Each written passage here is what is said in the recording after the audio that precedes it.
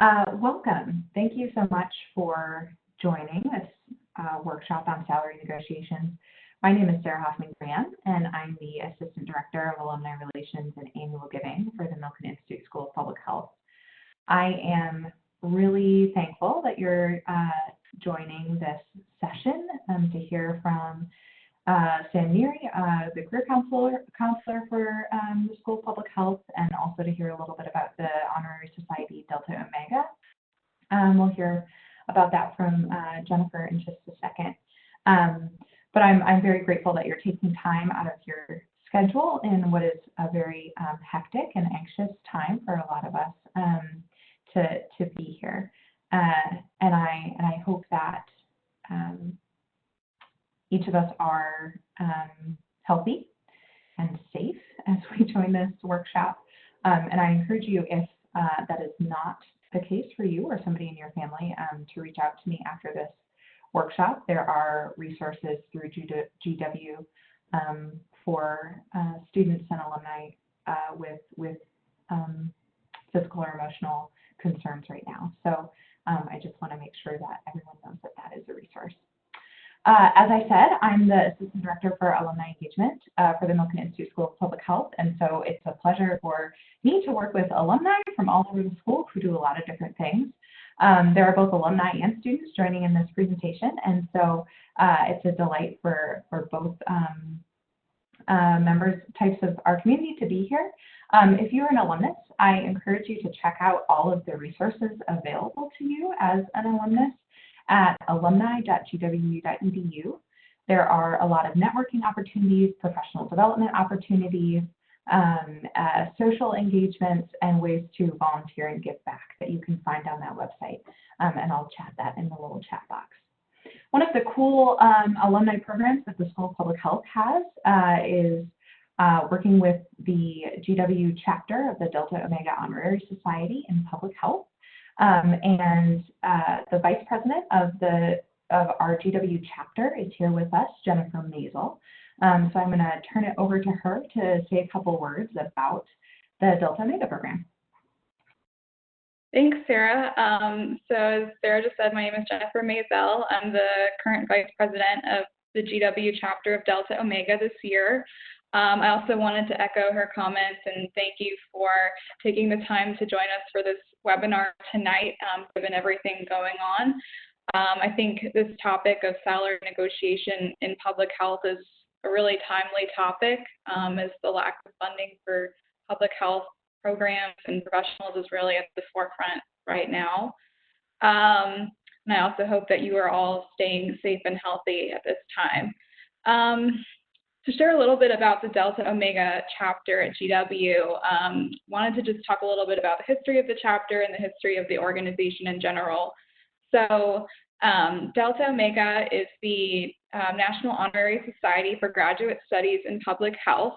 It was founded in 1924 and includes 58 chapters across the United States, including the GW chapter, which is the Omega chapter. Membership in this organization reflects individuals' dedication to quality in the field of public health, as well as to the protection and advancement of the health of all people. The GW chapter of Delta Omega was founded in 1995, and we have since inducted nearly 500 members. We're very proud of our membership and are always seeking new ways to engage with them through our chapter and the broader GW community as well. We host multiple initiatives throughout the year, such as this webinar, as well as other live education programs and community service activities. And we're always looking for new ways to engage our members. And we're actually still seeking applications for people to join our chapter this year. Applications are due tonight at 11:59 p.m. So if you're interested in joining, you've still got a couple hours to get those applications in, and we're excited to read through those. And yeah, we hope you'll apply to join our group if you're not already a part of it, and we hope that you'll enjoy this webinar on salary negotiation. Great, thanks, Jennifer. So now I'm going to turn it over to Samantha Neary to lead us through the workshop. I want to reiterate for those who have just joined that if you have a question, there will be plenty of time for questions for Samantha. at the end. And I think as we work through the workshop, are you willing to take questions during the workshop, or should we hold them till the end? Oh, of course, always willing to take questions. Great. So chat them into the box, into the chat box here, and there will be a lot of opportunity for her to answer questions. So Sam, thanks for presenting. My pleasure. Thank you guys so much for having me. And of course, I want to echo what was just said. Health and safety is paramount at this point in time. And so I am so thankful that you guys are here today to chat about salary negotiation, because of course there's inherent value in the work that we're doing in the public health field, and of course now there's never been a more important time to see the value in our work. And so I'm super excited to talk with you all about what can oftentimes be a uncomfortable conversation to have, but is also important for a variety of reasons that we'll talk through as we go through the presentation. So as Sarah mentioned, I'm more than willing to take questions throughout. We are going to go through some quick objectives. So we're going to talk about the nitty-gritty of salary negotiation essentially today. And what I mean when I say the nitty-gritty is when to negotiate your salary, how to do it, how much to even consider asking, and then of course, some other things to consider as it relates to what encompasses this at times challenging conversation. Feel free as we go through the presentation to answer any questions or ask any questions that you have. And of course, if there are things that you don't see that we might be covering that you wanted to get out of today's presentation, certainly feel free to put those in the chat box right now, and I'll make sure that as we go throughout the presentation that we'll address them. So I'll just pause for a few moments here if there are things other than when, how much that you want to talk about today.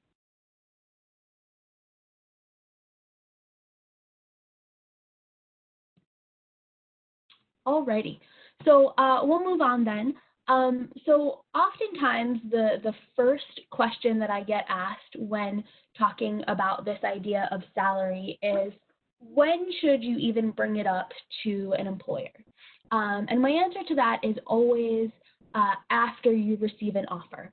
And so you really want to think about it in terms of leverage, and at the time that you have received an offer is when you have the most amount of leverage to this employer. So during the interview stage, clearly they are still making decisions, they're evaluating other candidates, and so they're going through this process themselves.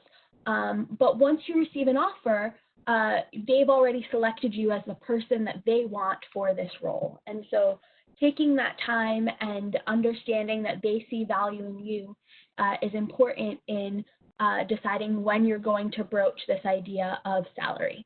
And so waiting until you are offered the position is the perfect time to kind of breach that subject in terms of negotiation. And so generally, the way that that'll work is you will receive a phone call from this employer, and they will offer you the position, and you can clearly, it's very easy to kind of be super excited that you were offered this position, but in general, we recommend waiting about 1 to 2 days before having that initial conversation about salary.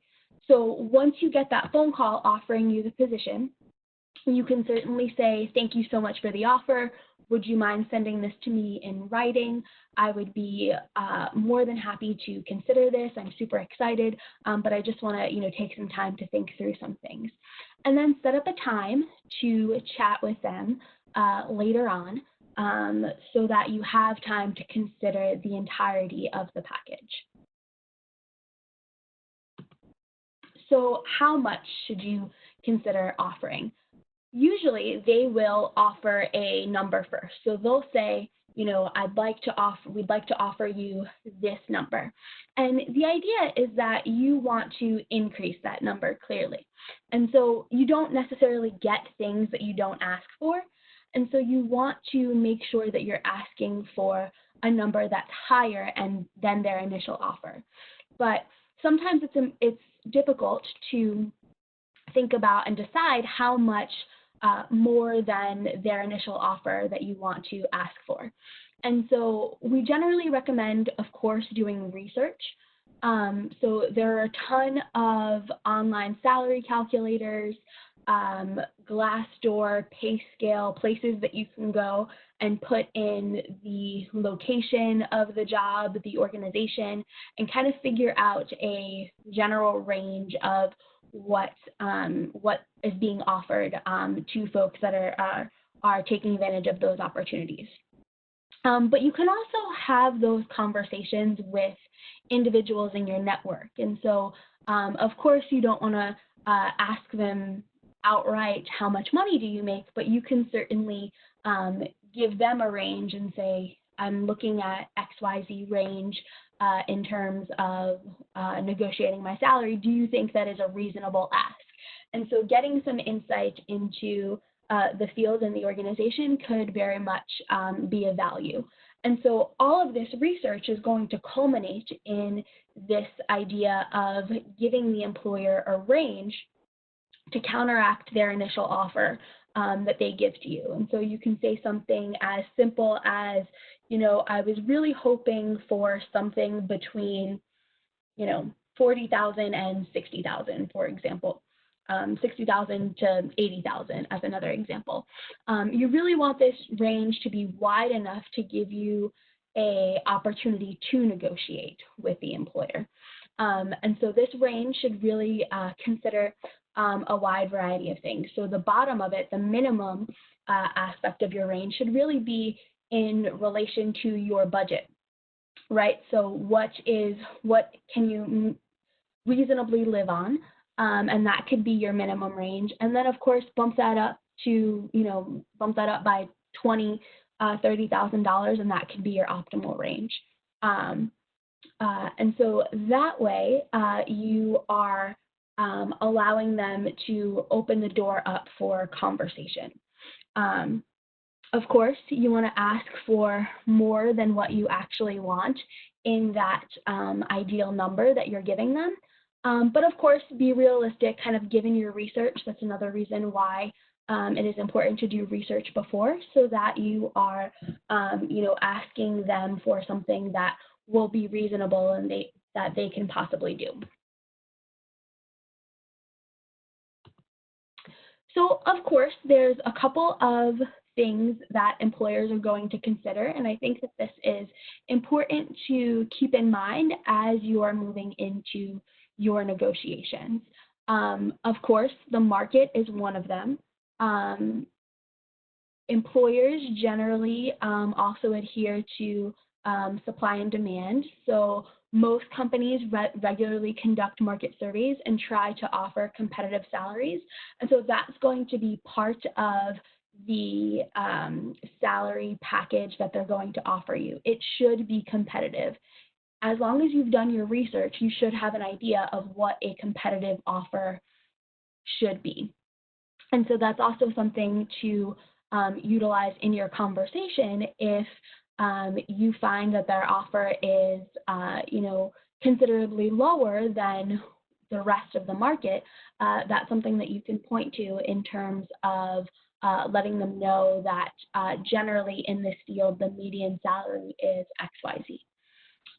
Another piece that they generally consider is equity, right? So they want to make sure that there is equity on their team. This is particularly important when you're looking at organizations that hire a group of people at one time, right? So consulting firms tend to hire a class of new consultants.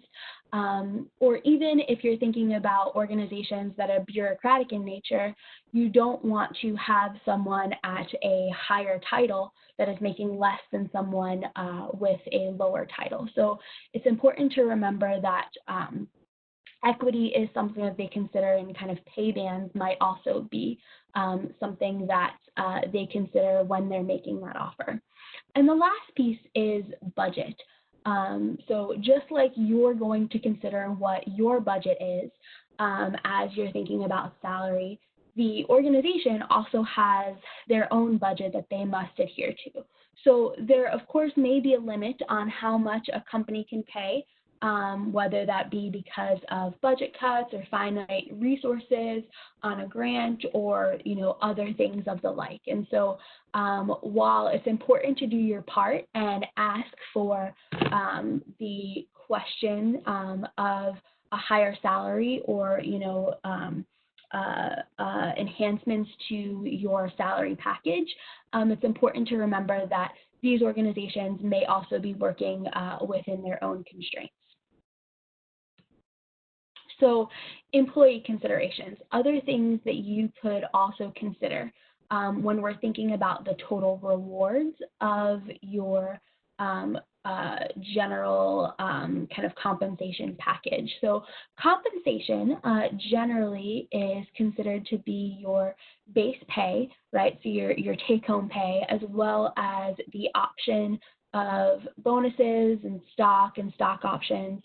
Also considering the idea of increases in pay throughout your time with the company.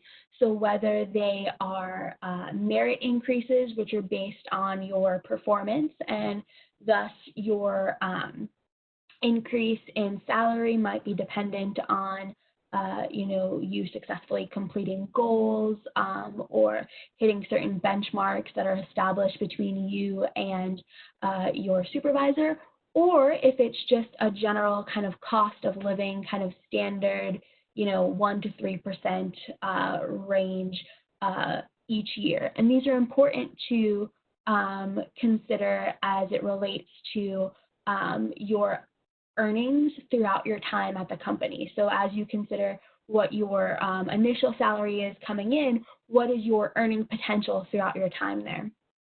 Another piece to consider is whether this position will be exempt or non-exempt, right? So whether this position is a salary position and you get paid the same amount whether you work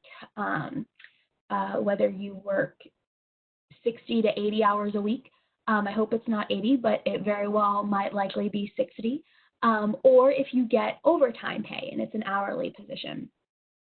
Apart from the money, you should also be considering the other benefits that come with this new role that you are applying to and was just offered. So considering the health benefits, the retirement benefits, do they match your 401k? Is there, a certain amount of money that they match, or a certain percentage of your salary that they match up to? Do they have tuition remission, or do they have tuition agreements with other organizations? Are there abilities through this organization to continue learning and continue to work towards your own professional development? And what are their leave policies, right? This is huge in terms of your own work-life balance.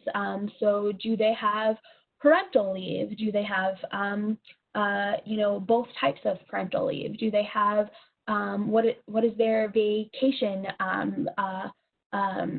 program look like? And so is it a separate pot for sick days versus vacation days, or do you just get 10 personal days to use throughout the year, and you have to use those 10 to 12 days for both vacation and sick time?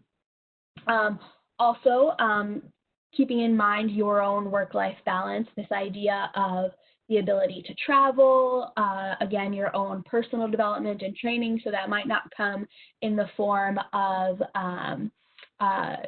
tuition at a university, but it might be the ability to go to at least one conference per year. Also thinking about, the very concrete aspect of work-life balance. So is there the ability to telework? Is there the ability to have flexible hours? Can you do a 7 to 4 versus an 8 to 4 versus a 9 to 5? And so thinking about how all of these different pieces also relate to your ability to be happy and successful in this role.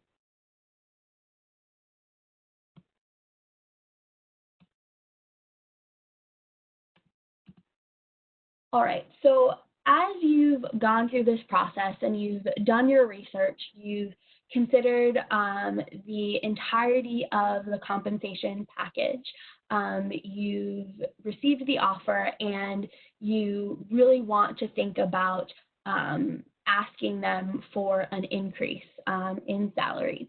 And so you then get on a phone call with them. Right, so it should be a very intentional meeting, right? You've already set up a date and a time with them to talk about this position. And so you should generally be in the practice of creating a script and continuing to practice this conversation.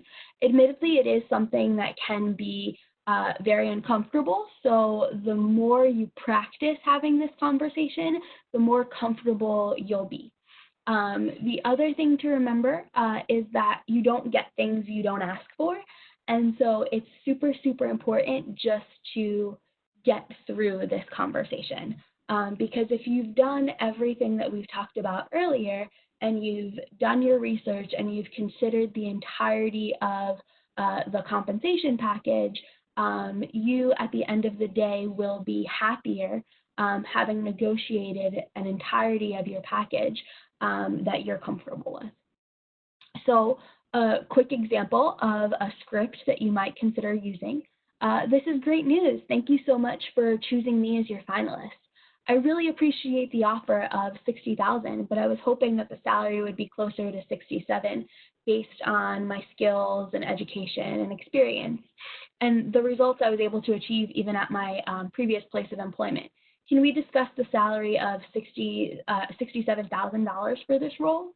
And then ideally, they will answer that with either, sure, $67,000 would be great. We can certainly do that. Or they'll say something like, well, we can't do $67,000, but we can do $63,000. And so then you might be able to come up with a counter offer of something like, $63,000 would be great. However, I am looking at the possibility of commuting a longer distance for this position. Would it be possible to also discuss a 1 day a week telework option so that I can save a little bit on my commuting costs as well? And so then that opens up the conversation a little bit for not just this idea of negotiating your base salary, but also thinking about these other aspects of the company that could increase your work-life balance a bit. Sam, can I jump in with a quick question? Sure. What if an employer asks during an interview process about your salary range or your salary preference, and not just after you've received the offer? What do you recommend then? Yeah, that is a great question. And so I, at that point, also recommend providing a range. So you can say to them often that, you are hoping for a salary between X, Y, Z, or between X and Y, rather. And so that way you're still leaving it open for the possibility of negotiation. And this is if they, push the subject. I will say that as much as you can hold them off in making you kind of submit to a number, the better. And so, if they ask that question once, you can certainly say and hold it off, one time and say, that's a really great question. I'm certainly up to negotiation as it relates to salary, and I'd love to discuss that once an offer is made. Does that answer your question, Sarah? Yeah, I think it does. Thank you. Awesome. Great. So a couple of other things to consider. And so Of course, as we mentioned, you definitely want to consider the total rewards of your compensation package, not just the base salary. Also considering if there is no movement on the salary piece, right? There's no movement on that base salary. As we just mentioned in that example, consider asking for perhaps a sign reimbursement or a reimbursement for moving expenses, or of course adding a telework day, or changing your hours a little bit to make your work-life balance a little bit easier. And these are things that the employer that you're talking to should be well-versed in having these conversations. Clearly, it's something that is, very uncomfortable for you, but these individuals have these conversations all the time. And so they should be very comfortable having these conversations. And so to that extent, that should be a comfort to you, because it's oftentimes I think people can feel, a little bit guilty about this salary negotiation piece. But at the end of the day, that, $10,000 that you're asking for, or that, 1 day of telework means a whole lot more to you than it does to the person that's on the other side of the phone, right? And so they, a $10,000 annual salary increase is a drop in the bucket to a, multi-million-dollar organization. And, that even includes nonprofits that can be multi-million-dollar organizations. And so considering your own personal needs, I think, is important as you are, as you're kind of embarking on this salary negotiation conversation. A couple of other things, though, that I think you can certainly, it would be meaningful to consider would be to find out the growth opportunities that are available to you within the organization. So you're willing to, accept this position with this title now, but you're also hoping to grow within the organization. Could they tell you a little bit about advancement opportunities once you accept this offer? And then, of course, because you have so much leverage at the time of getting the offer for this position, it's also smart at times to receive pre-approval for any upcoming leave that you would like to take during perhaps the probationary period. So oftentimes organizations, as I'm sure you all know, have like a 30 to 60-day probationary period where, your leave doesn't kick in or what have you. And so, I can't say that, folks have trips planned to Disney World now, but with everything going on, but it's definitely, I think, a good practice to consider, scheduling some time off if needed. If you have, a personal event that you've been planning for a while, you can certainly feel free to ask for that at the forefront. And you can certainly just phrase that as, I'm really excited about this position and I'm willing to start on XYZ date. However, I do have a, family wedding to go to in September. Would it be okay for me to, even though this falls within the probationary period, can we confirm that I would be able to take that time off now? And that way you're doing that at the forefront, of course, when you have all of that leverage. And then, of course, we talked about considering the merit or cost of living adjustment schedule as it relates to the total compensation package. But if that's not part of your consideration when you're at the negotiating table, definitely it's something that you want to talk about during that initial kind of salary negotiation conversation, even once the negotiation piece is over. But at the end of the day, like I said, this money means a lot more to you than it does to these individuals. And you, of course, I feel like I should call this presentation, "You don't get what you don't ask for." And so it's one of those things where I really just recommend, regardless of what the salary that they offer you is, I really just recommend negotiating at least once throughout throughout the process. And so, certainly don't give up too quickly, but also be ready to make a decision at a reasonable time. So I generally recommend not going, past like the 2 or 3 questions. You don't want it to necessarily be a volley of questions.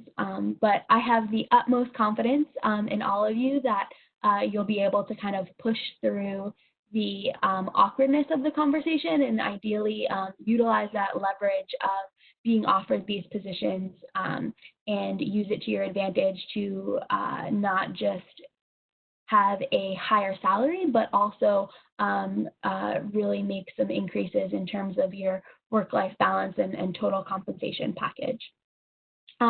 So with all of that being said, I do just want to share a quick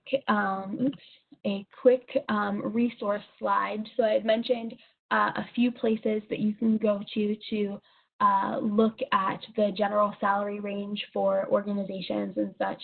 And so here they are, and you'll have access to this in the recording as well. But certainly feel free to use these resources because they are great resources in terms of getting an understanding of the lay of the land. And then other than that, certainly feel free to keep in touch with me. My email address is here. We in Career Services we offer our services as a lifetime supply to alumni, and so you are certainly invited to take advantage of all of our services. So whether that is other events for the time being that are virtual, or one-on-one counseling services, so offering 30-minute counseling services via phone or via WebEx or Zoom, whatever's most convenient for you. And we'd be happy to talk through a variety of topics. So whether that is getting your resume set and ready to go, the general job search process, preparing for interviews, or even practicing one-on-one this salary negotiation process. And so with that, I'd like to open it up for questions, and we'll go from there. Thanks so much, Dan. There are a couple of great questions here in the queue, and I encourage you participants, if you have questions, to please chat them in now if you haven't already. Sam, what would you say or advise regarding negotiating a title in terms of that overall compensation or overall value package? Mm-hmm. Yeah, so I would recommend having a clear example of the type of title that you would like, and so having some examples out there, and then a reasoning for it. So considering some concrete examples of how and why this title is better suited. So whether that is playing into the market and looking and doing your research at like-minded organizations and showing that these like-minded organizations have similar positions with this type of title. So you just want to make sure that you have the proof there, but certainly feel free to ask for it. And then this question is, I think, going back to the script, right, and talking about the leverage that you are bringing to the conversation. Can you speak to how that conversation might change if you are a recent graduate who doesn't have a lot of prior work experience, and how you could find leverage there? And also then for perhaps somebody with a fair amount of experience who is a little bit more senior in the workforce, but is also transitioning into the public health space. So both kind of new people into public health, but in different sort of stages of a career. Sure.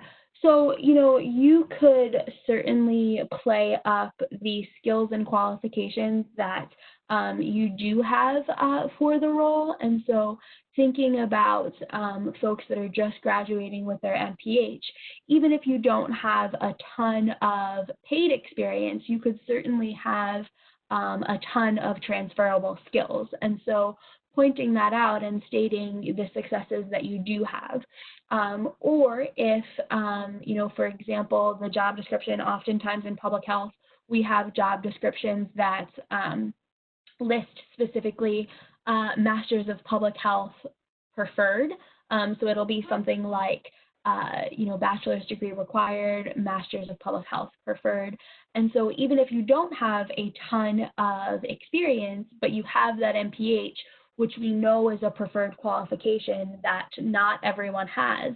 And that's definitely something to take advantage of, because while it feels like everybody has a master's degree right now, I can tell you matter-of-factly that not everyone does. And that is, your MPH, your master's degree is something unique to you. And so you could certainly capitalize on that and say, I did just come out of GW with a Master's of Public Health degree, and I noticed that that's a preferred qualification. Given that, I was hoping that the salary range would be closer to the top end of that range, and then give whatever that number is. And I think the same thing would go for someone that has numerous years of experience.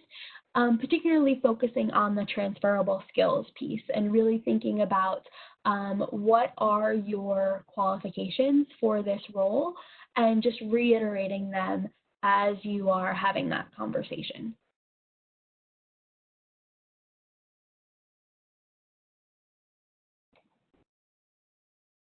Great, thank you.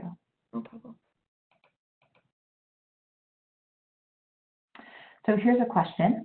Can you negotiate for graduate students or postdoc positions, and how is this different? Yeah, that's a really great question. And that it really depends on the exact nature of the position. And it really goes back to that idea of equity. So if you know that you're applying to a position or with a researcher that is hiring a few different postdocs and, or a few different graduate students, you might have less room to negotiate simply because they want everybody starting at the same level. They don't necessarily want you to be at orientation talking to your new colleague and somehow, some way it comes up that you're making $10,000 more. But at the same time, especially if it is a smaller lab or just a smaller team that you'd be working with, you can certainly negotiate other things such as, telework options or, this idea of, tuition remission and things like that.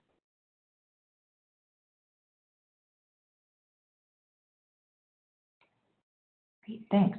This question is related, I think, to good interviewing skills, which this is certainly falls under that.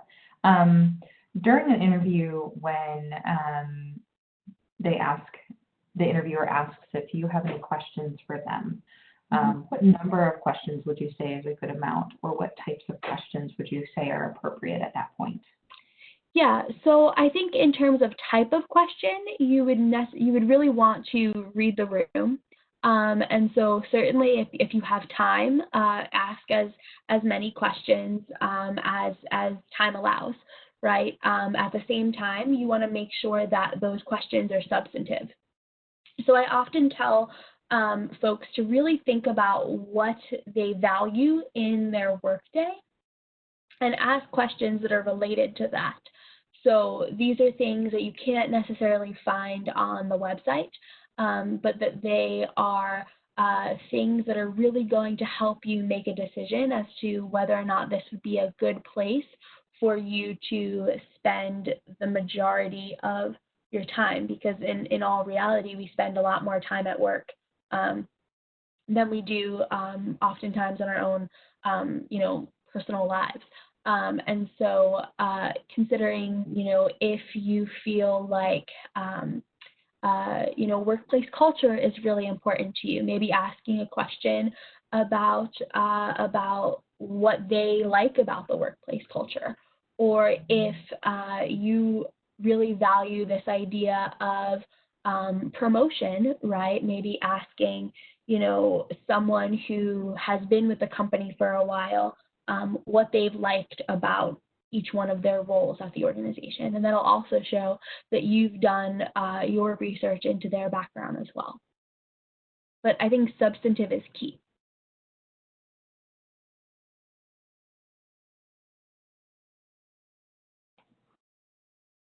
Great, thank you. No problem. Am I missing any questions from the participants who have written them in? Have I missed any? Or if you have a burning question that you haven't written in, please do that now.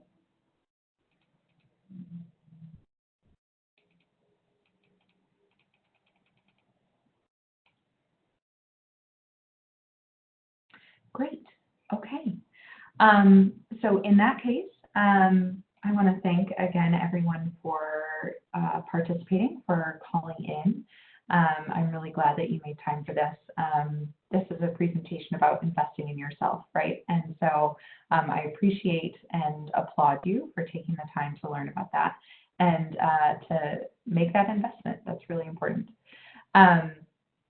Again, we are wishing you health and safety in this kind of scary time. And as I mentioned before, there are resources through GW available to assist you if you find yourself in a space of physical or emotional or mental need. And so I do encourage you to reach out to me or reach out to Sam if you are finding that to be something that you'd like to hear from us. We're happy to help.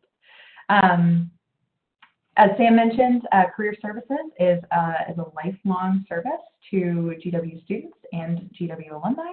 So if you have gotten to the end of this presentation and would like more information or more time with Sam, I encourage you to send her an email and set up some time. She's a wonderful resource. Thank you again for logging in. And if there are no more questions, we'll call it a night. Thank you so much. Good night, everyone. Thank you.